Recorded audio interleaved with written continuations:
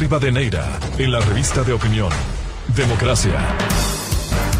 8:45 minutos en el territorio continental ecuatoriano, buscando la verdad en la revista de opinión Democracia.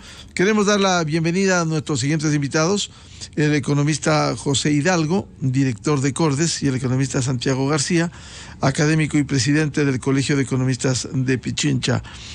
Ayer escuchamos el informe a la Nación del presidente Lasso, y uno de los indicadores con lo que quiero que opinen sobre la puesta en orden de las finanzas públicas. Ahora vienen los desafíos: cómo atender en lo social, si las cuentas están bien, en lo social, en sectores fundamentales y básicos que requieren atención. Economista José Hidalgo, ¿cómo ha visto este informe? ¿Cuáles son los grandes desafíos una vez que las cuentas, como dijo el presidente, están en orden? Hay que invertir, hay que desarrollar infraestructura, el tema de los medicamentos, es decir, en los diferentes sectores del país. Buen día. Buenos días, Miguel. Muchísimas gracias por la invitación. Buen día también a Santiago. Un gusto compartir esta charla con él, y obviamente un saludo a la audiencia de Democracia. A ver, hubo algunos puntos para destacar en el informe.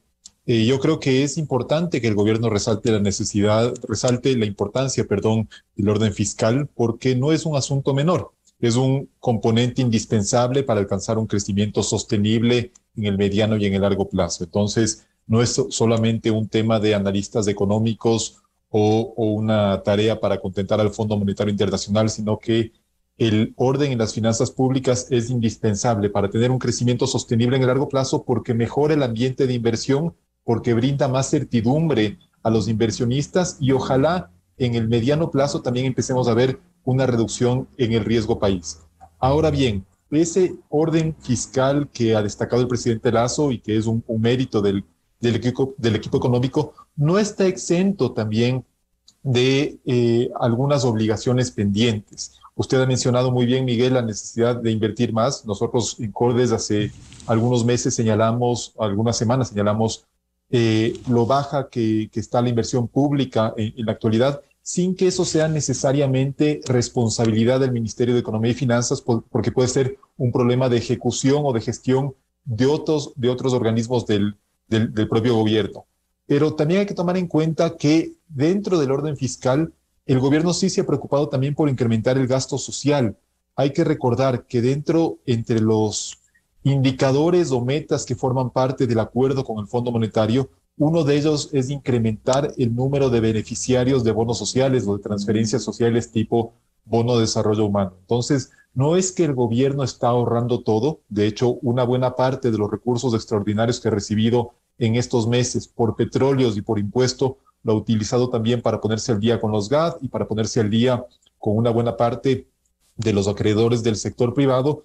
Pero eso claramente no es suficiente para la ciudadanía, sobre todo cuando hay dos grandes temas pendientes. El primero, la generación de empleo, tomando en cuenta además sobre todo que fue una oferta de campaña destacada del presidente Lasso.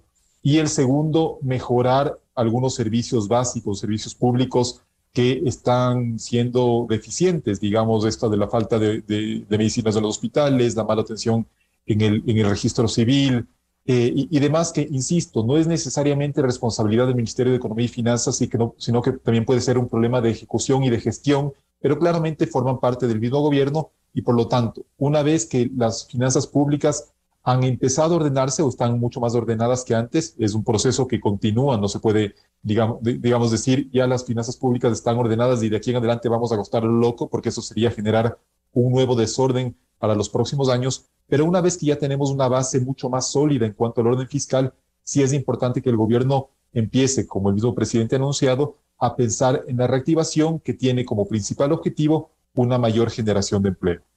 ¿En qué debiera enfocarse y priorizar, economista José Hidalgo, el gasto público? A ver, yo creo que de momento es importante un gasto en infraestructura, porque hay que recordar dos puntos importantes, Miguel. El gasto permanente tiene que financiarse con ingresos permanentes. Entonces, por ejemplo, pensar, como hace poco aprobó la Asamblea Nacional, en incrementar significativamente el sueldo de los profesores del sector público, financiando en parte eso con los ingresos petroleros, es una muestra de responsabilidad fiscal, porque usted no haría eso en su casa. Usted no empezaría a gastar más, a cambiarles a sus hijos a un colegio más caro con la venta del auto, ¿no es cierto? Entonces, es más o menos un ejemplo similar. Entonces, una prioridad es el gasto en inversión, especialmente en inversión en infraestructura. El gobierno ha mencionado, el presidente mencionó, perdón, ayer en el discurso a la nación, algunas obras importantes, entre las que me acuerdo, como las principales, una carretera Quito-Guayaquil y también Cuenca-Guayaquil, además de otras que anunció. Ese es un gasto importante, primero porque ayuda a reactivar la economía. Obviamente, el impacto que eso tenga en la generación de empleo es transitorio en la medida que esa generación de empleo dura mientras esas obras se estén ejecutando. Pero es un gasto que además ayuda también en el mediano y en el largo plazo al sector productivo, en la medida en que ayude a reducir, por ejemplo, costos logísticos o ayude a acercar los puertos de salida de los productos ecuatorianos hacia los puntos de producción. Entonces, yo sí creo que el principal gasto que debería ejecutar el gobierno en la actualidad, sin descuidar, obviamente, la adecuada prestación de servicios básicos, es el gasto de infraestructura. Bienvenido al economista Santiago García, académico, presidente del Colegio de Economistas de Pichincha. ¿Cuál sería su primer balance de este informe del presidente? Las cuentas en orden. Ahora, ¿qué debe venir? Buen día. Por favor, el audio. Sí, estaba sin audio. Primero saludaba a usted, Miguel, a su audiencia. Un gusto compartir con José Hidalgo. Siempre es interesante poder contrastar ideas. Bueno, me quedó la impresión de que el presidente hizo mención a este hecho económico, de que hay una recuperación de la economía, en parte entre otras políticas por el saneamiento, el ordenamiento fiscal. Mencionó la presencia de la inversión privada entre las principales políticas. Algo del crédito, no es verdad, pero hasta ahí. Ahora, yendo por temas, me parece que la recuperación económica en parte es cierto. El 2021 creció la economía a 4,3% y lo dijo el presidente. Teníamos previsto guarismos, ¿no? Cifras, 2,5, pero crecimos 4,3 y este 2022 vamos a crecer cercanos al 3. Yo ahí tengo ya mi primer comentario, ¿no? Para luego hablar rápidamente de las finanzas públicas. Es cierto eso, o sea, ha habido una recuperación, pero no tanto la recuperación como esperábamos. Por ejemplo, hay varios sectores que siguen rezagados. Menciono uno, agricultura. Entonces, todos los gobiernos de izquierda y derecha, Miguel, siempre terminan, algunos con lágrimas en los ojos, diciéndonos, me he descuidado del sector agrícola y es una deuda que queda. Ahí las cifras, aquí tengo las cifras del sector agrícola. Su recuperación es muy lenta y será lenta en los próximos años. Tenemos un grave problema por el sector bananero, entre otros por el tema del sector externo. Se nos ha caído exportaciones euroasiáticas en Rusia y Ucrania por la guerra y eso va a impactar muy fuerte. Entonces, menciono eso, menciono otro sector. Creo que no es suficiente lo que se ha hecho y ahí sí va a estar ligado con el sector fiscal, el sector de la construcción. Va 7 años en recesión. Y luego nos preguntamos, es que no hay empleo. ¿Cómo va a haber empleo si tanto agricultura como el sector de la construcción son grandes generadores de mano de obra? Yo estimo no menos de 3 de cada 10 ecuatorianos con empleo está vinculado a la agricultura y a la construcción. Entonces, Miguel, dejo anotando eso, ¿no? Hay cuestiones que nos planteó el presidente que son, digamos, verdades, pero también hay estas otras verdades, que es un crecimiento desigual, que no logramos todavía empujar la economía en su conjunto, sino que hay sectores rezagados. Lo segundo, ya el tema fiscal, yo coincido con José, yo revisé los documentos de Cordes y creo que coincidimos. Yo creo que el país tiene que continuar en la línea del ordenamiento fiscal, pero no a un costo tan alto. Yo leí tus informes, José, y es mi posición también. ¿Cuál ha sido el costo de este ordenamiento? Reducir a mínimos de inversión. Y voy a poner un dato técnico porque suelo discutir con mi distinguido amigo viceministro de Economía, José Gabriel Castillo, que estuvo muy bien en el programa anterior. Solo en la cuenta de obras públicas del 2022 se presupuestó 434 millones. 434 millones es nada, sirve para el café, para obras públicas, perdón la expresión. ¿Y sabe, Miguel, cuánto hemos gastado durante el primer trimestre? 71 millones de dólares en obras públicas y en lo que significa la cuenta vinculada al plan. Claro, al y si, PAI, al si plan está anual de presupuestado, ¿no es también, Santiago, ineficiencia de los administradores cuando hay necesidades de obras? Yo creo que ahí viene la lógica del gobierno. Ahí yo soy un poco más directo, ¿no? Y esto puede tener ventajas y desventajas. El ordenamiento fiscal no podemos seguir haciendo lo que se hacía en gobiernos anteriores. Gasta, y bueno, algún rato nos endeudamos y alguien pagará las deudas. Eso no es sostenible, eso no puede seguir, pero sí creo que se va generando espacio fiscal y me parece que el gobierno, ya es su personalidad, su ideología, no va a conducir esos ingresos a la inversión pública. Me parece eso, porque tiene una alternativa el gobierno. ¿Cuál es la alternativa? La alternativa para el gobierno es la alianza público-privada, la inversión privada. Entonces, no veo yo que vaya a haber cambios de aquí en adelante. El costo llamémosle, del ajuste fiscal va a estar y va a continuar en la reducción de la inversión pública y compensar esa falta de inversión pública con la alianza público-privada y con la inversión privada. Yo le felicito al gobierno, 5.000 millones de dólares. ¿Dónde están esos 5.000 millones? Bueno, nos dicen, no, tranquilo, es que solo 1.000 millones entran a la economía. Ah, bueno, entonces ya no son 5.000, 1.000 millones. ¿Dónde está la alianza pública-privada? No hay transparencia. Yo no tengo, el día de hoy estamos sacando un pronunciamiento del Colegio de Economistas de Pichincha sobre la venta del Banco del Pacífico. Por último, discutamos esa venta, pero no de una forma como lo está planteando el gobierno. 15 años de oscuridad que no podemos entrar a la transacción. No tenemos la valoración de activos. Entonces, Miguel, digo yo, un poco para ir construyendo, no tanto un ataque, a mí no me interesa atacar al gobierno, sino un discurso desde los ciudadanos, desde los académicos. ¿A dónde puede llevarnos esta política? ¿Cómo pudiésemos mejorar sin caer en los extremos, sin que esto, por ejemplo, obras públicas, el presidente anunció, vuelvo al tema de las obras públicas, de entregarle 580 millones de dólares extras al Ministerio de Obras Públicas, pero en varios años? O sea, y entonces, ¿cómo salimos adelante sin infraestructuras? Y José ya lo dijo, prioridad número 1, infraestructuras. Y estoy refiriéndome a infraestructuras productivas, caminos vecinales, carreteras destruidas por este fuerte invierno, que no es culpa de nadie, es la naturaleza. Pero la reacción va a ser muy débil y es muy débil del gobierno. En fin, entonces, Miguel, como digo, yo intento dar este discurso en el sentido de ver con objetividad. Hay procesos que están en marcha, hay cuestiones que no van a cambiar mucho, me parece. Hay muchos riesgos, por ejemplo, la alianza público-privada, yo no veo una asamblea dispuesta a abrir, y eso, claro, abrir el tema. Y entonces, ¿cómo vamos a garantizar que la falta de dinero público para la inversión sea compensado con la carretera? ¿Cuántos gobiernos, Miguel, nos han ofrecido la autopista Quito-Guayaquil? Yo no me acuerdo. Todos los gobiernos nos ofrecen lo mismo. Ya claro, pero un mecanismo años, puede ser la concesión, como funciona. Exacto. Aquí en la sierra. Pero ahí, exacto, una concesión, pero ¿por qué no se ha hecho? Ahí falta algunos temas legales.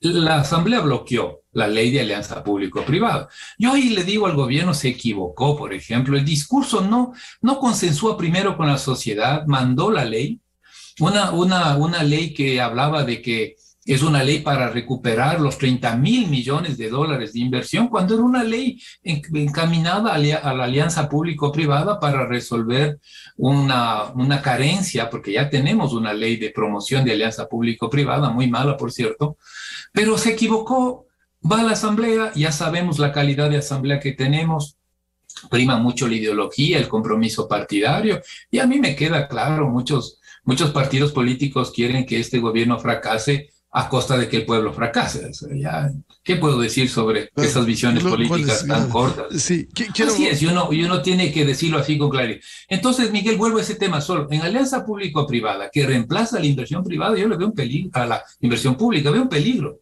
Y si no está toda la legislación lista, y si la capacidad institucional del gobierno no mejora, nos vamos a quedar con 500 millones de dólares de obra. Claro, pero bueno, las concesiones sí puede hacerlo. Está la Constitución ampara. Así se ha hecho. Digo, en el austro ecuatoriano, ¿por qué no concesionar las vías a la costa? Esmeralda es un desastre. El Estado no tiene recursos, no puede mantener. Entonces, hay los mecanismos. Falta decisión, ejecutividad quizás. Bueno, Miguel, es buen punto. Es que eso hay que discutir, pero ya estamos claros que en los próximos años los ecuatorianos no esperemos gran inversión pública. Ah, bueno, entonces vamos a la concesión, a la entrega, ¿no es cierto?, a los contratos de alianza público-privada. El gobierno nos dijo, yo necesito cambiar la ley. Creó una unidad, una secretaría de alianza público-privada. Yo no sé cómo está funcionando. Solo estuvo vigente para un poco luchar por la ley en la Asamblea y de ahí ya se ha silenciado. Claro. Entonces, Miguel, sí queda, anotemos, yo no tengo la verdad absoluta y esto hay que decirlo al gobierno. Denos garantías que esto va a funcionar y que haya transparencia. Por ejemplo, hoy que estamos discutiendo el sector petrolero. Yo estoy de acuerdo que debe llegar la inversión petrolera y aumentar la producción petrolera lo más sostenible posible. Pero ¿dónde están los contratos y la transparencia? ¿Y dónde están los precios en donde se garantice que la renta petrolera llegue al Estado y no se lleve? Ya está movilizada los partidos de oposición sobre el tema petrolero por la falta de transparencia del gobierno, en contra de los procesos de capitalización e inversión privada, porque no hay transparencia, porque el gobierno fracasa en eso, en decirnos, esto va a ganar la empresa privada, esto le queda para el Estado. Ya están listas las garras y los colmillos de la gente que se opone a estos procesos. Eso importa, pero también tienen razón, no hay transparencia. Falta más trabajo. Yo creo que esta estrategia del gobierno es muy peligrosa en reducir a mínimos la inversión pública, así concluiría yo esta parte. Pero entiendo, hay que hacer más cosas para no volver al pasado, pero esto hay que hacerlo bien, Miguel, si no, no avanzaremos mucho, que es la preocupación legítima de los ecuatorianos. Claro, la inversión será importante. Economista José Hidalgo, ¿cómo acometer en sectores fundamentales? Se ha hablado el tema de infraestructura, la salud, la educación, la seguridad, la agricultura, que necesita un impulso, y no de ahora, no de ayer, esto viene ya de años. El sector de la construcción, antes de la pandemia tenía una inversión del 10% del PIB. Ahora ha caído alrededor del 6.4% del PIB. ¿Cómo impulsar esto, economista Hidalgo? A ver, el tema de la construcción, ya lo ha dicho Santiago, depende en buena parte del gasto en infraestructura. Únicamente, obviamente no solo de eso, porque también hay la parte mobiliaria, ¿no es cierto?, de la construcción, que depende en buena parte de la demanda privada. Y en eso sí estamos viendo ventajosamente, aunque sea una leve reducción en las tasas de interés, que ayuda también a fomentar en algo la demanda de crédito. Ojalá ese proceso se mantenga y sobre todo en sectores que tienen con créditos que tienen un efecto directo en la generación de empleo, como el inmobiliario, podamos seguir viendo una reducción en las tasas. Pero en lo que se refiere a construcción de infraestructura, el sector público tiene un papel fundamental, no únicamente el gobierno central. Yo creo, Miguel, que en la segunda mitad de este año también, con toda seguridad, vamos a ver un incremento en la inversión de los gobiernos seccionales, sobre todo tomando en cuenta que el próximo año es de elecciones y que los gobiernos seccionales están recibiendo de parte del presupuesto del Estado mayores transferencias que en los años anteriores, porque los ingresos del presupuesto del Estado son mayores que en los años anteriores. Entonces, tanto gobierno central como gobiernos seccionales seguramente incrementarán en la segunda mitad de este año el gasto de inversión, y eso va a traer un impacto positivo en aquellas empresas que dependen de la construcción de infraestructura. Luego, en el tema de seguridad, me pareció un anuncio importante del presidente, esto de aumentar en 30,000 policías la nómina. Si es que la entendí bien, ese me parece que fue el mensaje, aumentar en 30,000 nuevos policías. El punto es que eso no tiene como beneficio únicamente la generación de 30,000 puestos de trabajo en el sector público, que eso sí es gasto permanente y obviamente se tiene que financiar, sino que un requisito indispensable para la inversión, para el consumo, para el normal desenvolvimiento de la vida diaria es tener ciudades seguras. Y lamentablemente esa es una de las grandes debilidades que estamos viendo en la actualidad. Yo no quiero responsabilizar acá al gobierno. O sea, hay diferentes teorías al respecto del peso del narcotráfico, la delincuencia común y demás. Yo no soy experto en eso y por eso no me quiero meter a opinar. Lo cierto es que la inseguridad, según algunas encuestas, se ha convertido ya en la principal preocupación de los ciudadanos, y eso tiene también efectos nocivos en materia económica, porque si es que yo me siento inseguro, ya no voy a un restaurante. Si es que creo que me van a asaltar en un restaurante, dejo de salir. O el inversionista que cree que por ahí le van a robar o van a afectar a sus actividades, también deja de invertir. localmente y busca otros destinos más seguros. Entonces, combatir la inseguridad es, ahí sí, y esto me había olvidado de mencionar en la primera parte de la entrevista, Miguel, otro gasto prioritario para el gobierno, en la medida, obviamente, en que la inseguridad se pueda financiar o se pueda combatir con más recursos. No es necesariamente una relación uno a uno, ¿cierto? Pero obviamente una parte debe ser cubierta con mayores recursos para ese sector.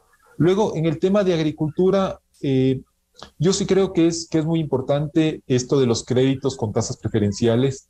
El presidente ayer habló de este crédito al 1% de interés, destacó enfáticamente que sería el interés más bajo a nivel mundial. Bueno, eso hay que primero tomar en cuenta que se trata de un subsidio, ¿no? La banca pública no presta al 1% por eficiencia, sino porque estaría recibiendo algún tipo de subsidio de parte del presupuesto del Estado.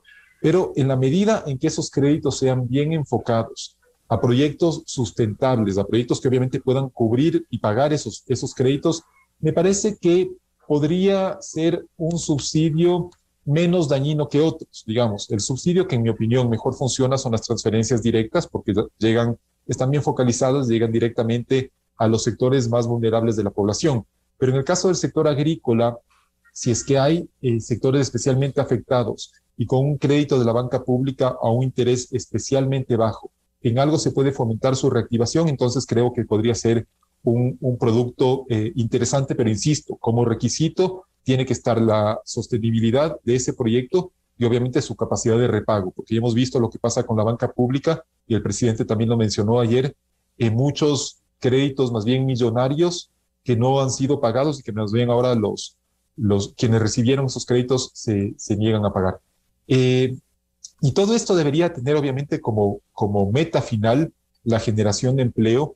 El presidente mencionó ayer un indicador bastante puntual, ¿no? El del desempleo juvenil, que dijo que había bajado del 13 al 8, más o menos redondeando. Y creo que es un indicador bastante limitado porque primero que el desempleo juvenil haya bajado no significa necesariamente que esos jóvenes hayan encontrado un empleo adecuado. Pueden haberse vinculado con el subempleo o con el empleo inadecuado y por lo tanto no es ningún mérito del gobierno si es que un joven dejó de estar en el desempleo y ahora está vendiendo jugos en la calle. No es un mérito o un logro de la política pública. Y lo cierto es que si es que nos comparamos con los años previos a la pandemia, que ya tenían indicadores laborales no del todo satisfactorios, ni mucho menos, tenemos en la actualidad una tasa de empleo adecuado 5 puntos menor que en 2019, 8 puntos menor que en 2018 y un nivel de informalidad por encima del 50%. Entonces, todo esto que hemos hablado ahora de reactivar la inversión en construcción, de reactivar la agricultura, obviamente estamos viendo también algunos indicadores positivos que yo creo que hay que destacar. Por ejemplo, las ventas internas están creciendo mucho, los depósitos y los créditos, no solo en los bancos, sino también en las cooperativas, también están creciendo mucho, y eso en parte también puede ser algo que se destaque del gobierno en la medida en que genera confianza a los depositantes. Pero bueno, todo esto que hemos estado hablando tiene que tener como objetivo mejorar esos pobres indicadores laborales, porque insisto, el que mencionó ya era el presidente me pareció un indicador demasiado puntual y que no refleja necesariamente un éxito de la política pública. El economista Santiago García, ¿cuáles debieran ser en este marco las prioridades? El empleo, ¿cómo generar empleo pleno? Miguel, no, esa es la parte importante. Yo quisiera destacar un par de cosas. En materia fiscal, estamos haciendo una propuesta, le invito a José igual a unirse a esta propuesta, en donde, de acuerdo a la ley de ordenamiento fiscal, para no solo quejarnos, sino dar las alternativas, la ley establece, ley del 2020, que se crea un fondo de estabilización con los remanentes de los excedentes por la presupuestación de los ingresos petroleros. Entonces creemos ese fondo de estabilización, Miguel, y la ley dice que debe ir a educación y salud. Ahí está, una parte. Si hacemos, no dice a gasto corriente, dice a educación y salud. Hay una transitoria que hay que cumplir ciertos requisitos para que este fondo opere, pero es una propuesta al gobierno. Vamos a tener cuántos de remanentes en el sector petrolero. Es cierto que hay que restar, sumar los subsidios, pero si son 1.500, 2.000 millones de dólares, esa es la solución al gobierno, que invierta de una forma consistente, bien hecha, aplicando la ley. Número uno, Miguel.